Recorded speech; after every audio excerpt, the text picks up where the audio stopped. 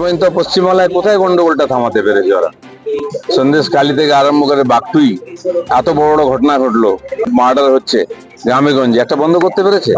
এরা ডায়লগ বাজ, খালি হিম্মত থাকলে ঢোকাও পুলিশ ওখানে। জেএনইউতে আমরা দেখিয়ে দিচ্ছি দেশ বিরোধী কি করে ঠান্ডা করতে হয়, সেই জন্য ডায়লগ দেবেন ওনারা, আর এই রাজনীতি হবে আর কিছু না। খবরে আসার জন্য ওরাও চেষ্টা করছে, এরাও চেষ্টা করছে। সরকারের যদি ইচ্ছা শক্তি থাকে সমাধানে, তাহলে বলা যায়। এ তো ইচ্ছা শক্তিই নাই। যারা আরজি করের মতো ঘটনাকে চাপা দিয়ে নিজের অস্তিত্ব রক্ষা করে, সরকার বাঁচায়। গ্রামেগঞ্জে খুন ধর্ষণের কোনো রিপোর্টিং, এখানে কোনো রেকর্ডিং হয় না, কোনো এফআইআরই হয় না। তো সেই সরকারের কাছ থেকে আর এরকম একটা জটিল ব্যাপার সমাধান করার কোন রকম আশা করা যায় না।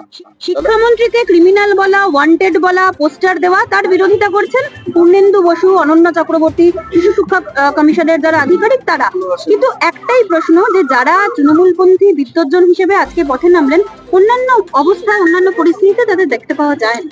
শুনুন, এরা হচ্ছে সব আগে বুদ্ধিজীবী ছিল, এখন সরকারকে তোষামত করে জীবনযাপন করছে। এদের কাছ থেকে কোনো আশা নেই। সরকার বলেছে নামুন, নেমে পড়েছে। এরা অনেকে আরজি করে বিরোধিতাও করেছিল। প্রশ্ন হচ্ছে যে আমরা চিন্তিত যাদবপুর ইউনিভার্সিটি নিয়ে। ভারতবর্ষের কয়েকটা ইউনিভার্সিটির মধ্যে ওটা একটা, যেখানকার পড়াশোনার উচ্চ মান নিয়ে সবাই গর্বিত, এবং পশ্চিমবাংলার বাছা ছাত্রছাত্রীরা সেরা যারা, তারা ওখানে পড়াশোনা করে। এটা আমাদের কাছে গর্বের। ক্যালকাটা ইউনিভার্সিটি একসময় ছিল, এটা ছিল। তো তার মান নিচে নেমে যাক, সেটা নিয়ে রাজনীতি হোক দিন রাত, এটা আমরা চাইবো না। পশ্চিমবাংলার সমস্ত যে সংস্থা, শিক্ষা সংস্থা থেকে আরম্ভ করে চিকিৎসা সংস্থার মান নিচে যাচ্ছে, তা নষ্ট হয়ে যাচ্ছে। তো যাদবপুরের শিক্ষা, সংস্কৃতি, পড়াশোনার পরিবেশ নষ্ট হোক, এটা আমরা কেউ চাই না। আর সেই জন্য এখানে যারা ক্ষমতায় আছেন তাদের দায়িত্ব এই পরম্পরাটাকে ধরে রেখে ওখানকার পরিবেশকে ঠিক করা। যাদবপুর তো চিরদিনই মাওবাদীদের আখড়া, কমিউনিস্টদের আখড়া, আর সব ওইখানে আপনার ঘর মে কুত্তা भी शेर होता है। যাদবপুর ক্যাম্পাসের ভিতরে না কোনো রাজনৈতিক অস্তিত্ব, না কিছু পুরনো লোক আছেন যারা তাদের অস্তিত্ব টিকিয়ে রেখেছেন, আর যারা নতুন ছেলে মেয়েরা যায় তাদের মাথাকে ওইখানে করা হয়। দিল্লিতে এরকম চলেছিল, আজ হিম্মত নেই ওখানে কিছু করার।